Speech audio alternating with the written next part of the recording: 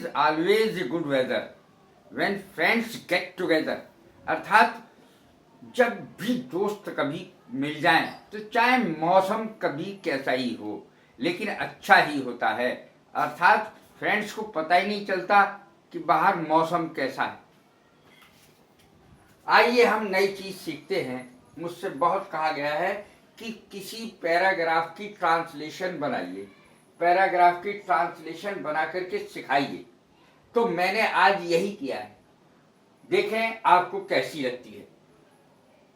एक बार, बिल्कुल मैं शुरू से ही सिखाऊंगा। एक बार की अंग्रेजी होती है वंस। एक शेर, ए लॉयन, वंस ए लॉयन। जंगल में सो रहा था, जंगल में सो रहा था। तो इन द फॉरेस्ट बाद में आएगी, पहले आएगी was sleeping. Was sleeping past continuous है, पास्ट कंटिन्यूअस। एक वचन के साथ वाज और बहुवचन के साथ वर आएगा। Once a lion was sleeping in a forest. In a forest, forest माने जंगल।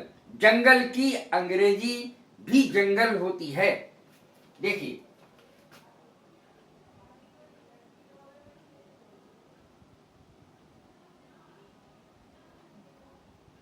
फॉरेस्ट भी होती है, इसकी अंग्रेजी फॉरेस्ट भी होती है।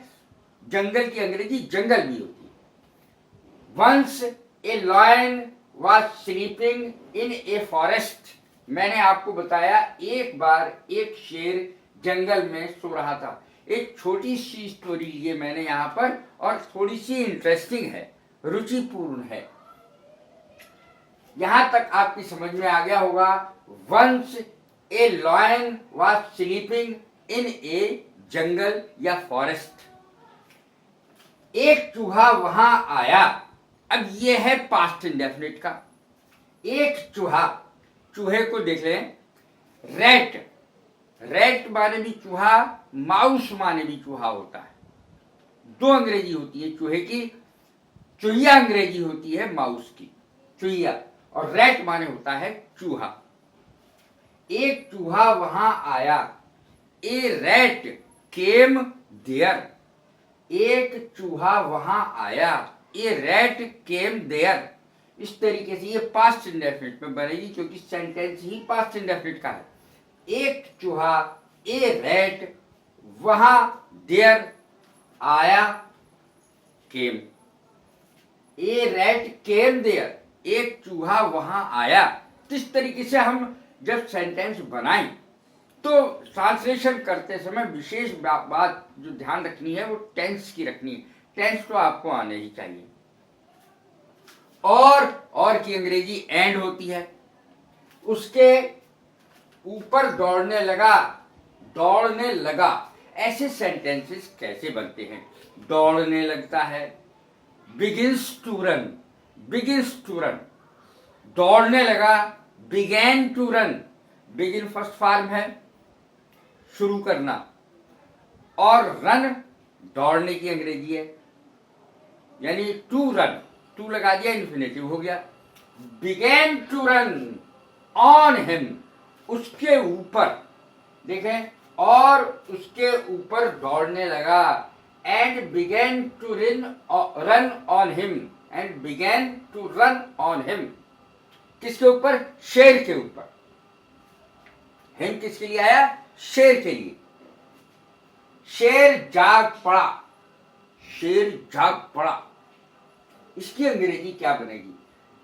The lion woke up, woke up, WOKE। मैंने नीचे अंग्रेजी बनाई हुई है, यदि कोई परेशानी हो तो इसमें देख सकते हैं। मैंने नीचे अंग्रेजी बनाई हुई है इसकी, हर एक सेंटेंस की। इसको चाहें तो देख सकते हैं। शेर जाग पड़ा, the lion woke up, woke up, WOKEUP, woke up, जाग पड़ा। किसी के लिए भी लगा सकते हैं। वह जाग पड़ा, ही वोक अप। वह जाग पड़ी, शी वोक अप। वह जागती है, शी वेक्स अप। इस तरीके से वेक होती है फर्स्ट फॉर्म, वोक होती है सेकंड फॉर्म। ये पास्ट इंडेफिनिट है। उसने चूहे को पकड़ लिया, पास्ट इंडेफिनिट। उसने चूहे को पकड़ लिया, पास्ट इंडेफिनिट टेंस, उसने चूहे को पकड़ लिया। ही कॉट, इसके लिए शेर के लिए ही का प्रयोग हो सकता है। उसने चूहे को पकड़ लिया।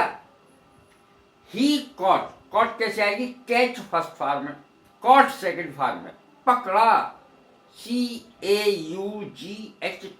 पकड़ा। उसने को किसके लिए आया? शेर के लिए। ही पकड़ लिया, caught, CAUGHT, past indefinite, verb की सेकंड फॉर्म आएगी। उसने चूहे को पकड़ लिया। ही caught the rat, he caught the rat. और एंड, और की अंग्रेजी एंड होती है। उसे मारना चाहा, मारना तो इंफिनिटिव आएगा, मारना, टू किल, चाहा, वांटेड, चाहा की अंग्रेजी वांट, चाहना, वांटेड, चाहा पास्ट इंडेफिनिट है। और उसे मारना चाहा, and wanted to kill it, मारना चाहा, वांटेड टू किल इट, मारना, टू किल। किंतु, किंतु की अंग्रेजी होती है बट, बट उस चूहे ने प्रार्थना की, and wanted to kill the rat, rat लगाने की जरूरत नहीं है, वांटेड टू किल इट या वांटेड टू किल, इतना भी काफी है। किंतु, बट उस चूहे ने प्रार्थना की, द रैट, उस चूहे ने, द रैट रिक्वेस्टेड, देखें, द रैट रिक्वेस्टेड, प्रार्थना की। ज्यादातर ये सारे सेंटेंस पास्ट इंडेफिनिट में हैं। ध्यान रहे इस बात का कि जिस टेंस में सेंटेंस है उसी में बनाना भी है। उस चूहे ने प्रार्थना की, रिक्वेस्टेड, प्रार्थना की। अब इसको ध्यानपूर्वक देखें। कॉमा, इन्वर्टेड कॉमास, बिगिन, अर्थात ये शुरू हुआ इन्वर्टेड कॉमास, यहां पर ये 66 का चिन्ह लगाते हैं, ये 66 का चिन्ह है। और जब हम क्लोज करते हैं इसको तो 99 का चिन्ह है। इससे याद रहता है मेरे बताने से। श्रीमान जी, श्रीमान जी की अंग्रेजी है सर, श्रीमान जी, सर, SIR, सर। मुझे जाने दीजिए, मैंने लेट के बहुत सारे वाक्य बताए हैं और वो वहां लगेगा। मुझे जाने दो की अंग्रेजी क्या आएगी? लेट मी गो, मुझे जाने दो। ये भी ध्यान रखें, जब डायरेक्ट इनडायरेक्ट का सेंटेंस आता है और इसी तरीके से बनेगा जैसे कि दिया गया है। ये नहीं है अपनी तरफ से उसका डायरेक्ट का इनडायरेक्ट बना दिया, अपनी तरफ से नहीं, जैसा कि दिया गया है बिल्कुल उसी टेंस में बनेगा। श्रीमान जी, सर, लेट मी गो, मुझे जाने दीजिए। आगे देखें, अभी क्लोज नहीं होगा इन्वर्टेड कॉमा। शायद, शायद की अंग्रेजी सुने, शायद की अंग्रेजी कहीं लगती है कहीं नहीं भी लगती है। जैसे मे है, माइट है, माइट शब्द जो है कहीं भी लग जाता है, वहां शायद जो है वो छुपा हुआ रहता है। MIGHT, मे की सेकंड पास्ट फॉर्म, तो इसमें शायद की अंग्रेजी लगेगी, परहैप्स होती है, परहैप्स, PERHAPS, परहैप्स माने होता है शायद, शायद, परहैप्स, मैं भविष्य में आपकी सहायता कर सकूं, शायद मैं भविष्य में आपकी सहायता कर सकूं। मैं की अंग्रेजी तो एक आई है, भविष्य में, इन फ्यूचर, भविष्य में, इन फ्यूचर, इसकी अंग्रेजी होगी इन फ्यूचर, FUTURE, भविष्य में, इन फ्यूचर, आपकी सहायता कर सकूं, मैं आपकी सहायता कर सकूं, ये बनेगा, मैं आपकी सहायता कर सकूं। आई मे हेल्प यू, मैं आपकी सहायता कर सकूं, आई मे हेल्प यू, मैं आपकी सहायता कर सकूं। इस प्रकार के सेंटेंस ऐसे ही बनेंगे, आई मे हेल्प यू। और इन्वर्टेड कॉमास जैसे कि क्लोज है वैसे ही क्लोज कर दिया जाएगा अंग्रेजी में भी। कुछ दिनों के बाद, कुछ दिनों के बाद, कुछ, सम, कुछ दिनों के बाद, आफ्टर, बाद की अंग्रेजी क्या होती है? आफ्टर। कुछ दिनों की अंग्रेजी होती है सम डेज। कुछ की अंग्रेजी सम, दिनों की अंग्रेजी days, DAYS। After some days, कुछ दिनों के बाद, एक शिकारी, ए हंटर, एक शिकारी, एक की अंग्रेजी होगी ए, और शिकारी की अंग्रेजी होगी हंटर, HUNTER। ए हंटर ने उस शेर को पकड़ लिया। Caught the lion, caught the lion, उस शेर को पकड़ लिया। द लॉयन, उस शेर को, उसी शेर को जिसकी कहानी चल रही है, उस शेर को पकड़ लिया।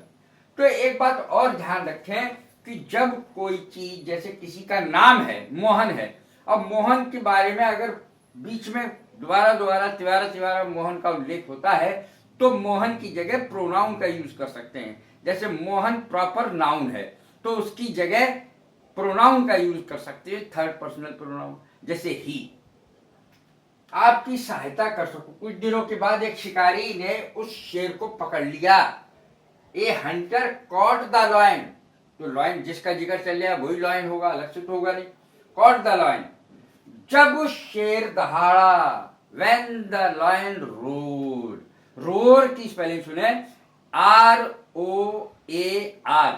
रोर माने दहाड़ना, रोड अर्थात दहाड़ा, पास्ट इंडेफिनिट, ज्यादातर सेंटेंस पास्ट इंडेफिनिट के हैं।